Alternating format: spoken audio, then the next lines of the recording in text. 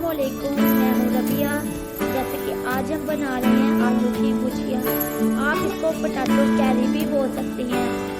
video start करने से पहले मेरे सब बहन भाइयों से गुजारिश है मेरे यूट्यूब चैनल को लाइक